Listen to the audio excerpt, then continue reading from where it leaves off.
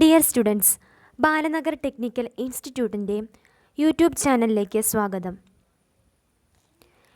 ഈ വീഡിയോയിലൂടെ workshop calculation and സയൻസിൽ സെക്കൻഡ് ഇയർ ട്രെയിനികൾക്ക് പഠിക്കാനുള്ള എസ്റ്റിമേഷൻ ആൻഡ് കോസ്റ്റിംഗ് എന്ന പാഠഭാഗമാണ് ഇപ്പോൾ നമ്മൾ ഡിസ്കസ് ചെയ്യാൻ പോകുന്നത്. ഇതിൽ ഉൾപ്പെടുത്തിയിരിക്കുന്ന കാര്യങ്ങൾ എന്തൊക്കെയെന്ന് നോക്കാം. Introduction, essential details required for preparing an estimate, steps to form an estimate, handbook and reference table, electrical estimation. എന്താണ് എസ്റ്റിമേഷൻ എന്ന് നോക്കാം.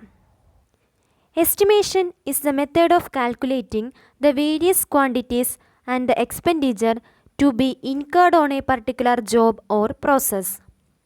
ഒരു വർക്ക് ചെയ്യാൻ ആവശ്യമായ മെറ്റീരിയൽസും അതിൻ്റെ അളവും ചിലവും കണക്കാക്കുന്ന രീതിയാണ് estimation. Estimating is the process of preparing an approximation of quantities which is a value used as input data and it is derived from the best information available. Work start ചെയ്യുന്നതിന് മുമ്പ് ലഭ്യമായിട്ടുള്ള ബെസ്റ്റ് ഇൻഫോർമേഷൻസ് ഉപയോഗിച്ച് ആണ് നമ്മൾ ഇങ്ങനെയൊരു ഏകദേശ കണക്കൂട്ടലുകൾ നടത്തുന്നത്.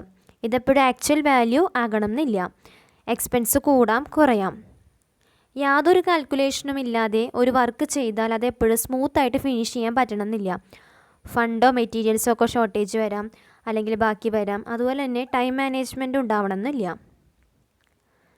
An estimate that turns out to be incorrect will be an overestimate if the estimate exceeded the actual result and an underestimate if the estimate fell short of the actual result.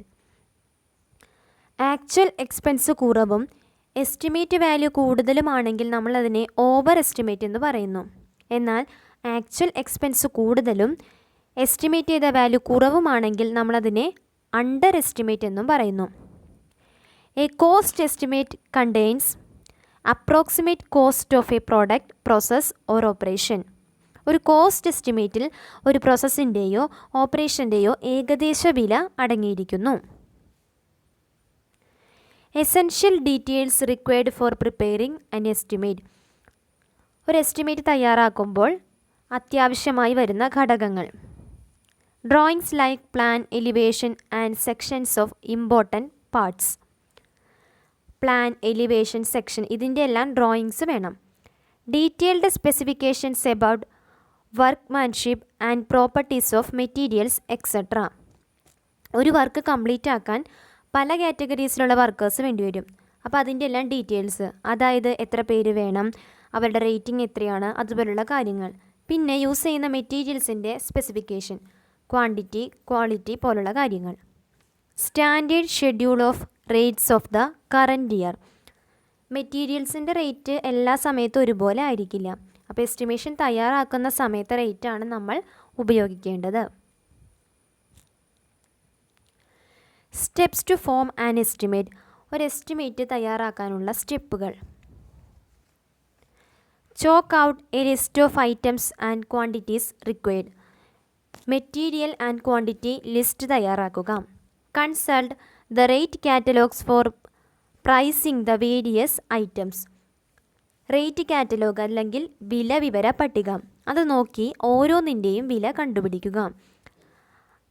Assess the exact number of workers required to complete the job and after consulting the schedule of labor rates, add the labor cost to the estimate under preparation.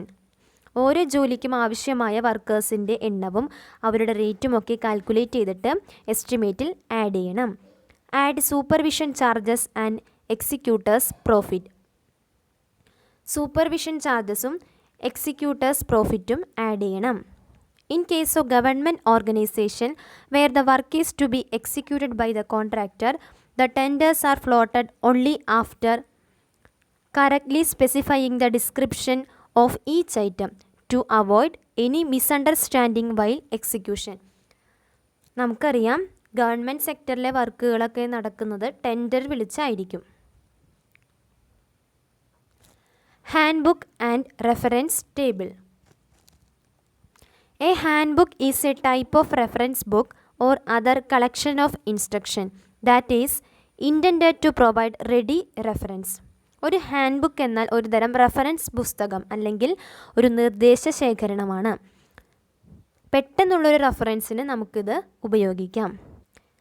Examples of engineering handbook include Perry's chemical engineers handbook, Marks standard handbook for machine engineer and the CRC handbook for chemistry and physics. ഹാൻഡ് ബുക്കിന് ഉദാഹരണങ്ങൾ പറഞ്ഞിരിക്കുന്നതാണ്. എഞ്ചിനീയറിങ്ങിന് വേണ്ട ഹാൻഡ് ബുക്കാണ് Perry's chemical engineers handbook. അതുപോലെ തന്നെ മെഷീൻ എഞ്ചിനീയേഴ്സിന് യൂസ് ചെയ്യുന്ന ഹാൻഡ് ബുക്കാണ് മാർക്ക് സ്റ്റാൻഡേർഡ് ഹാൻഡ് ബുക്ക്. അതുപോലെ കെമിസ്ട്രിക്കും ഫിസിക്സിനും യൂസ് ചെയ്യാൻ പറ്റുന്ന ഹാൻഡ് ബുക്കാണ് CRC handbook. Reference table is an information table that is used as a quick and easy reference for things that are difficult to remember, such as comparing imperial with metric measurements. This kind of data is known as reference data. ഓർമ്മിക്കാൻ പ്രയാസമുള്ള കാര്യങ്ങൾ ഉദാഹരണം പറഞ്ഞിരിക്കുന്നത് imperial to metric conversion. അങ്ങനെ നമുക്ക് ഓർത്തു വയ്ക്കാൻ ബുദ്ധിമുട്ടുള്ള കാൽക്കുലേഷൻസും കൺവേർഷൻസും ഒക്കെ വേഗത്തിലും എളുപ്പത്തിലും ലഭ്യമാകുന്നതിനു വേണ്ടി ഉപയോഗിക്കുന്ന ഒരു ഇൻഫോർമേഷൻ ടേബിളാണ് റെഫറൻസ് ടേബിൾ എന്ന് പറയുന്നത്. ഇതിൽ അടങ്ങിയിരിക്കുന്ന ഡാറ്റയെ നമ്മൾ റെഫറൻസ് ഡാറ്റ എന്ന് പറയുന്നു. It is similar to a bibliography. ഇതൊരു ബിബ്ലിയോഗ്രഫിക്ക് സിമിലർ ആയിരിക്കും. പ്രൈസ് കാറ്റലോഗ്, വില വിവര പട്ടിക. It is in the form of a booklet in which rates of various terms are indicated. അതായത് ഓരോ ഐറ്റത്തിൻ്റെയും റേറ്റ് സൂചിപ്പിക്കുന്ന ബുക്ക്ലെറ്റിനെയാണ് നമ്മൾ പ്രൈസ് കാറ്റലോഗ് എന്ന് പറയുന്നത്. Schedule of labour rates.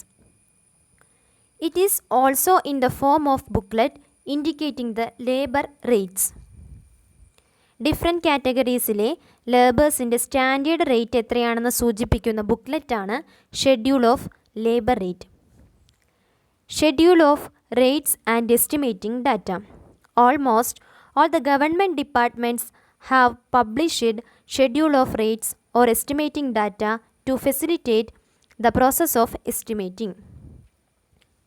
Estimating process സുഗമമാക്കുന്നതിന് വേണ്ടി എല്ലാ ഗവൺമെൻറ് ഡിപ്പാർട്ട്മെൻറ്റുകളും ഷെഡ്യൂൾ ഓഫ് റേറ്റ് അല്ലെങ്കിൽ എസ്റ്റിമേറ്റിംഗ് ഡാറ്റ പ്രസിദ്ധീകരിച്ചിട്ടുണ്ട്. ഇനി നമ്മൾ നോക്കാൻ പോകുന്നത് ഇലക്ട്രിക്കൽ എസ്റ്റിമേഷനാണ്. വയറിങ്ങിന് വേണ്ട മെറ്റീരിയൽസ് ഏതൊക്കെയാണെന്നും അതിൻ്റെ ക്വാണ്ടിറ്റിയും കോസ്റ്റും ഒക്കെ കാൽക്കുലേറ്റ് ചെയ്യുന്നതുമാണ് ഇലക്ട്രിക്കൽ എസ്റ്റിമേഷൻ കൊണ്ട് ഉദ്ദേശിക്കുന്നത്. Electrical estimation includes determination of conductor size. Conductor size calculate ചെയ്യേണ്ടത് അനിവാര്യമാണ്. എങ്കിലാണ് നമുക്ക് ഓരോ സൈസിലുള്ള എത്ര കണ്ടക്ടേഴ്സ് വേണമെന്നും അതുപോലെ എത്ര ലെങ്ത് വേണമെന്നൊക്കെ കാൽക്കുലേറ്റ് ചെയ്യാനായിട്ട് പറ്റുള്ളൂ.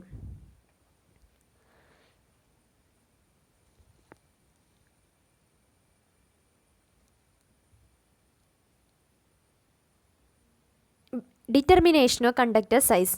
Before making an estimate, it is necessary to find out the size of wire, cable or aluminum conductor. The following essential points are to be considered while calculating the data. Current carrying capacity, voltage drop, minimum permissible size. ഈ 3 കാര്യങ്ങളാണ് കണ്ടക്ടറിൻ്റെ size determine ചെയ്യുന്ന സമയത്ത് നമ്മൾ ശ്രദ്ധിക്കേണ്ടത്. അതിൽ minimum permissible size എന്താണെന്ന് നോക്കാം. Due to mechanical reason, the minimum permissible size of wire, underground cables and conductors should be as follows. Wire. The area of aluminium wire should not be less than 1.5 square mm and its single strand should not be less than 1.4 mm diameter. Aluminium വയറിൻ്റെ area 1.5 square എമ്മിനേക്കാൾ കുറയാൻ പാടില്ല. അതുപോലെ ഒരു single strand ആണെങ്കിൽ അതിൻ്റെ diameter 1.4 എമ്മിനേക്കാളും കുറയാനും പാടില്ല. UG cable, underground cable. നമുക്കറിയാം കേബിൾസ് ഓവർ ഹെഡും ഉണ്ട് അണ്ടർഗ്രൗണ്ടും ഉണ്ട്. കുറച്ച് എക്സ്പെൻസീവ് ആണെങ്കിലും അണ്ടർഗ്രൗണ്ട് കേബിൾസാണ് കൂടുതൽ safe. The area of conductor for 2 core cable should not be less than 6 square mm and for 24 square mm. The area of conductor for 3.5 course cable should be 50 square mm or more. ഒരു 2 core കേബിളിൻ്റെ area 6 square mm കുറയാൻ പാടില്ല.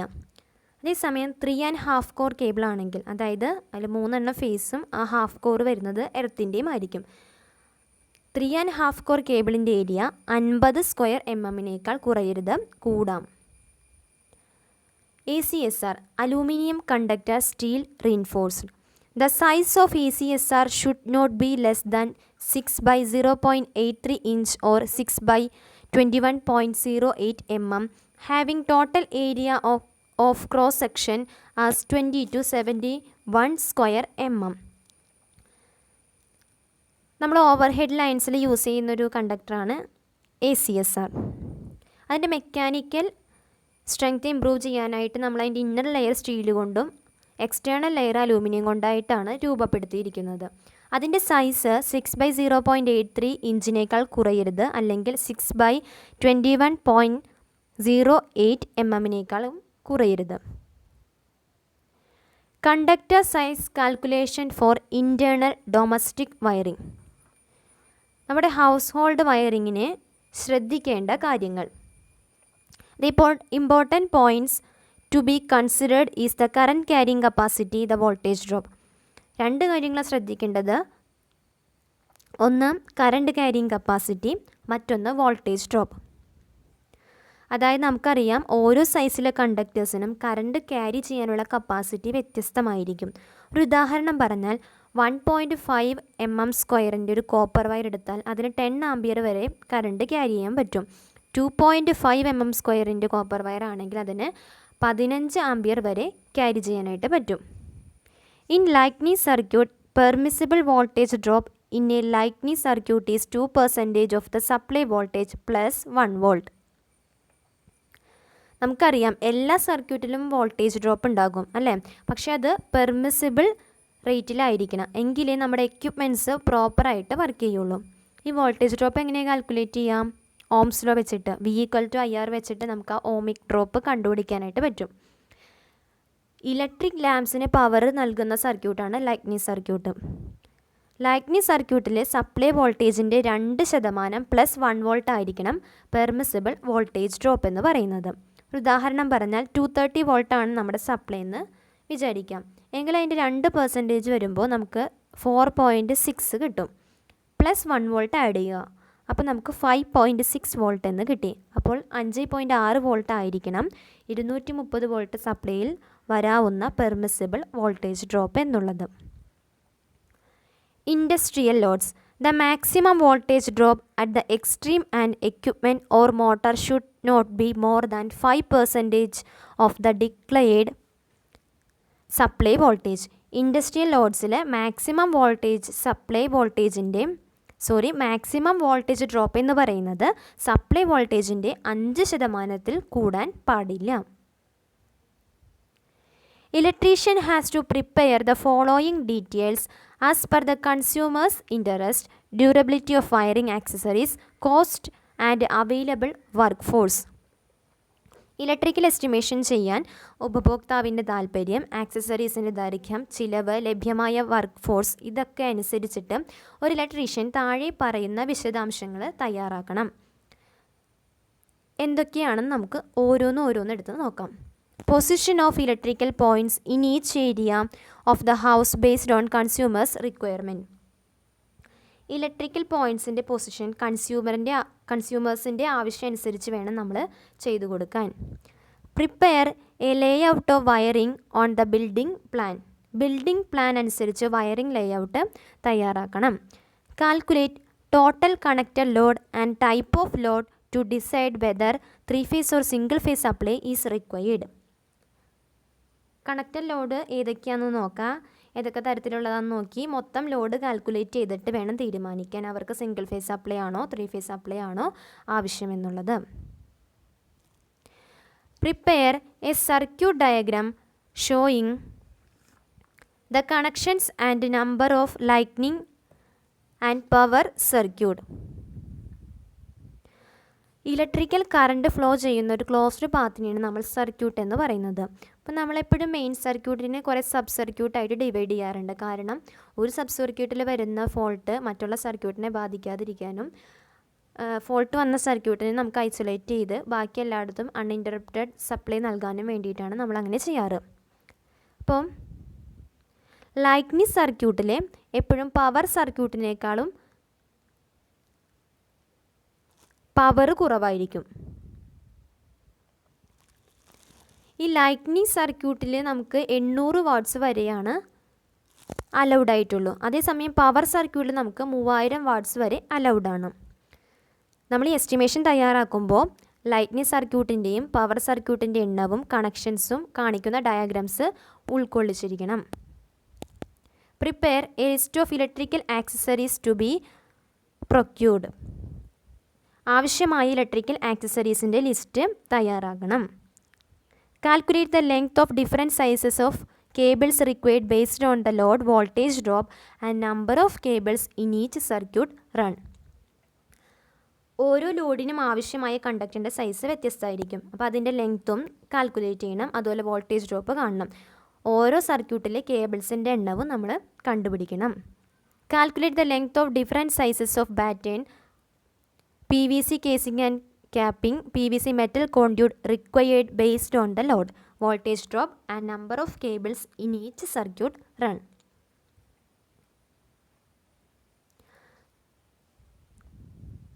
ഓരോ ലോഡിനും അടിസ്ഥാനമാക്കിയിട്ട് ആവശ്യമായ വിവിധ PVC കേസിങ്ങിൻ്റെയും ക്യാപ്പിങ്ങിൻ്റെയൊക്കെ length നമ്മൾ കണ്ടുപിടിക്കണം. Calculate the length of different sizes of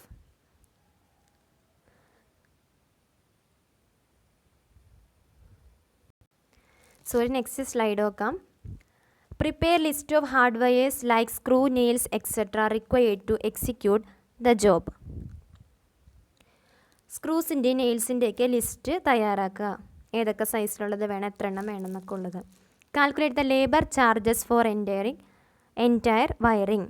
മൊത്തം വയറിങ്ങിൻ്റെ ലേബർ ചാർജ് കണ്ടുപിടിക്കണം. Calculate the cost of accessories base materials like batten, conduit, PVC casing and capping, cables, hardware and labour charges. ആക്സസറീസിൻ്റെയും base മെറ്റീരിയൽസിൻ്റെയും കേബിൾസിൻ്റെയും ഹാർഡ്വെയർസിൻ്റെയും ഒക്കെ cost calculate ചെയ്യണം.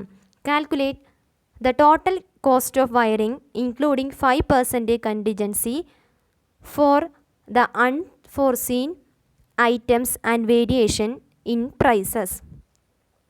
Calculate ചെയ്ത കോസ്റ്റിൻ്റെ ഒപ്പം ഒരു 5% എക്സ്ട്രാ നമ്മൾ ആഡ് ചെയ്യണം. എന്തിനാണെന്ന് വെച്ച് കഴിഞ്ഞാൽ ചിലപ്പോൾ വിലയിൽ വ്യത്യാസം വരാം, അല്ലെങ്കിൽ മുൻകൂട്ടി പ്രതീക്ഷിക്കാത്ത ഐറ്റംസ് ആവശ്യം വരാം, അല്ലെങ്കിൽ മറന്നു പോകാം. അപ്പോൾ അതുകൊണ്ടൊരു 5% കൂടി എക്സ്ട്രാ നമ്മൾ ഇതിൻ്റെ കൂടെ ആഡ് ചെയ്യുക. ഇത്രയും കാര്യങ്ങളാണ് ഈ വീഡിയോയിൽ ഉൾക്കൊള്ളിച്ചിരിക്കുന്നത്.